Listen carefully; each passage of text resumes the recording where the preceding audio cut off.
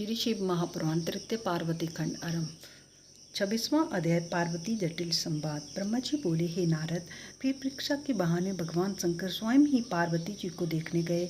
जटाजूटधारी शंकर अत्यंत वृद्ध ब्राह्मण का रूप धारण कर दंड तथा छत्र ले शीघ्र ही प्रस्थान किए। वहां जाकर देखा तो सखियों से घिरी पार्वती एक पवित्र वेदी पर साक्षात चंद्रमा की कला के समान विराजमान है। तब एक ब्रह्मचारी का वेश धारण कर भक्त वत्सल भगवान उनको देखते हुए पास चले गए। तब एक ऐसा अद्भुत और तेजस्वी ब्राह्मण को अपने निकट आया देखकर पार्वती देवी ने पूजन सामग्री उठा उनकी पूजा की और आदर सहित यह पूछा कि हे वेद विदाम्बर, आप कौन हैं और कहाँ से आए हैं। तब ब्राह्मण ने कहा, मैं दूसरों का उपकार करने वाला एक तपस्वी वृद्ध ब्राह्मण हूँ। तुम कौन हो, किसकी कन्या हो और किस लिए इस भीषण वन में ऐसा घोर तप कर रही हो जो मुनियों को भी दुर्लभ है। तुम्हारे पिता का क्या नाम है, सौभाग्यवती हो।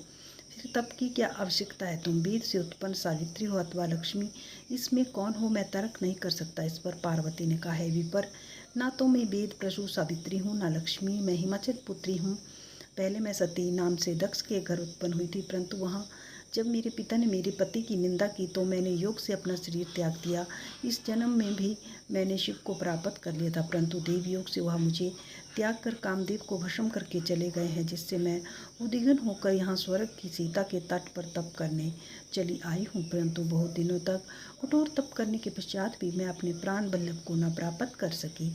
अब इस समय मैं फिर अग्नि में प्रवेश करना चाहती थी तो आप आ गए, जिससे थोड़ी देर के लिए ठहर गई हूँ। अब आप जाइए, मुझे शिवजी ने स्वीकार नहीं किया है, इससे अब मैं अग्नि में प्रवेश करूँगी और जहाँ जहाँ जन्म धारूँगी वहाँ वहाँ शिव ही को वरूँगी। ऐसा कहकर उस ब्राह्मण के बार बार मना करने पर भी पार्वती अग्नि में प्रवेश कर गई, परंतु पार्वती के तप से अग्नि तत्क्षण शीतल हो गई।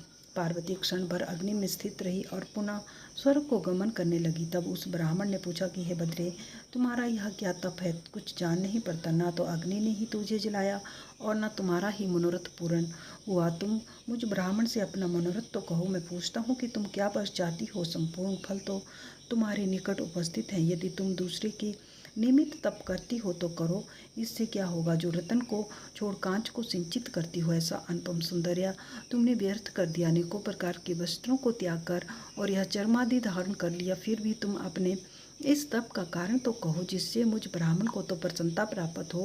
ब्रह्मा जी कहते हैं कि ब्राह्मण के इस प्रकार पूछने पर अंबिका ने अपनी प्रिय सखी सुब्रता को प्रेरित किया, तो उसने ब्राह्मण रूपधारी शंकर को पार्वती के तप का सब अभिप्राय कह सुनाया। उसे सुन जटाधारी रुद्र हंसने लगे और विजया से न कहकर वह जटिल रुद्र पार्वती से बोले, हे आसकी, जो कहती वह तो परिहास सा ज्ञात होता है, यदि यथार्थ है तो हे पार्वती तुम स्वयं अपने मुख से कहो। तब देवी पार्वती स्वयं ही उस ब्राह्मण से बोली, ओम नमः शिवाय।